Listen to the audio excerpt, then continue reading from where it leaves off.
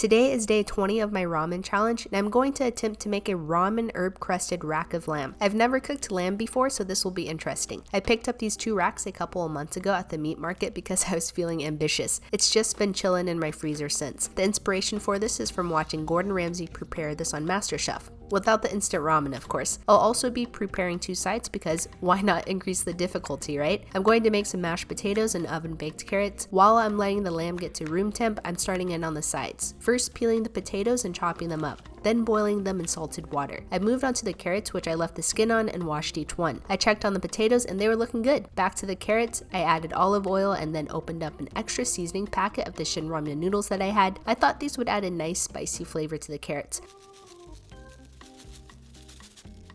I rubbed the oil and seasoning in and then set them off to the side while I worked on the lamb crust. I will be using these Shin black noodles, which I have never tried before. I always eat the red version, which is the seasoning I used on the carrots. In this one, there were 2 soup bases and a vegetable mix package. I blitzed the noodles along with parsley, thyme, rosemary, salt, and pepper.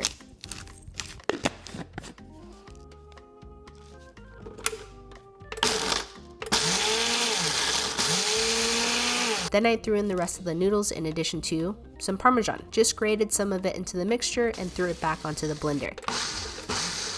Poured it onto a plate so it could dry out a bit and preheated my oven to 350 degrees Fahrenheit. I turned off the heat on my potatoes at this point since they seemed done. Then I moved on to the meat. I took the lamb out of the packaging and pat each side dry with a paper towel. Seasoned all around generously with salt and pepper. Since this is my first time cooking lamb, I'm not looking for a miracle or anything, but hopefully I just don't overcook it. Big shout out to Max the Meat Guy for sending me a nice meat thermometer for Christmas. Now I feel like the pressure is really on. When Gordon Ramsay is demonstrating how to make the lamb on MasterChef, he uses the bottom half of garlic bulbs, and I wasn't sure what to do with the other half. I didn't want to throw them in my fridge, so I decided to roast them with my carrots. Alright, time to sear the lamb and lock in the juices. I added vegetable oil to a medium-high skillet, and then I cooked the fat side down first. Pressed down on it to get an even cook and seared each side for 1 minute. On my initial flip, it didn't lie down flat, which I don't know why, but it made me start laughing. After I got the ends too, I lowered the heat to medium and threw in the garlic. Laid the lamb over the top, and then I had some leftover compound butter from yesterday, so I'll be using that instead of just regular butter to baste the meat. This is the compound butter that has a chicken pepper soup noodle seasoning in it. This is also when my place got really smoky, so I turned on the vent. Searing the lamb smelled really good, but when I threw in the butter, it made me even more excited. I started basting the lamb, but realized I was just getting a small portion of it, so I just turned it and went back to basting. I did this for about a minute and then took it off the heat. Next step was spreading on Dijon mustard.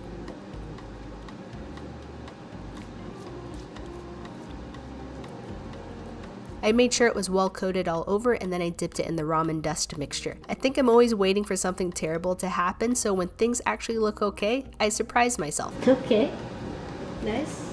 I wasn't able to roll the part closer to the bone, so I just sprinkled and pat that part. I shook off the extra ramen dust and then put it on my pizza tray because I was using the other one for the carrots. Gave it some good luck pats and then placed it in the oven. Okay, this is where things get iffy. As a food content creator who has watched a bunch of lamb cooking videos, I know that lamb sauce is very important. Bad news is that I didn't realize I didn't have red wine at home until the morning of Christmas, which is when I cooked this. I have a lot of different types of whiskey, but I typically just stock up on wine if Holly comes to visit. I googled to see which stores were open, and luckily I found a CVS. Unluckily, when I showed up, it was closed. But that's fine because last weekend when I was at the city market, I overheard an employee say they were going to be open for a bit on Christmas Day. I felt post-apocalyptic vibes because the place was dead.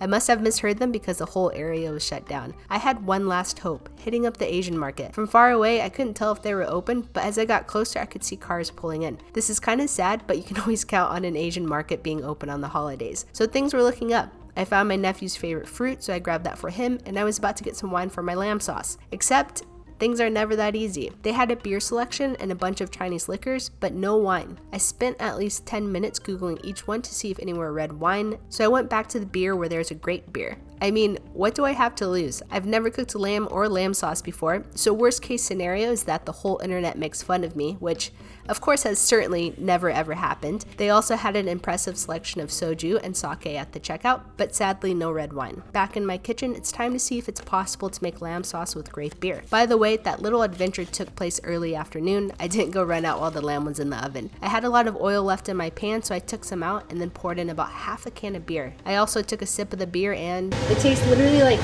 Welch's grape juice.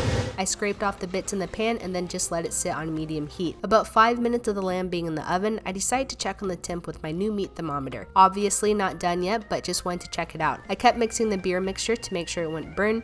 I added some butter, and I don't have any broth, but I have chicken bouillon, which I mixed with water and poured it in. After stirring it, it was time to finish making the potatoes. So the last time I made mashed potatoes, I said, man, it would be nice to have a masher, but a lot of people recommended I get a potato ricer, which I did, but I haven't had the chance to use it yet. And I'm not going to get the chance here either because I was running out of time. I told my brother I would drop off a bunch of stuff around 3 to 4, and it was already 5, so yeah. I'll save this for another time when I have time to wash it and use it for the first time. I just used a pestle and then went to town on the potatoes. I added heavy cream and all of the seasoning packets from the Shin Black Noodle package. I felt like the flavoring sounded like it would pair well with the potatoes. I mixed it all up and almost forgot butter. It was smelling really good at this point and it looked like mashed sweet potatoes. I checked on the lamb, which has been in for about a total of 12 minutes, and it read 140 degrees Fahrenheit, which is way past the 127 I was looking for. What?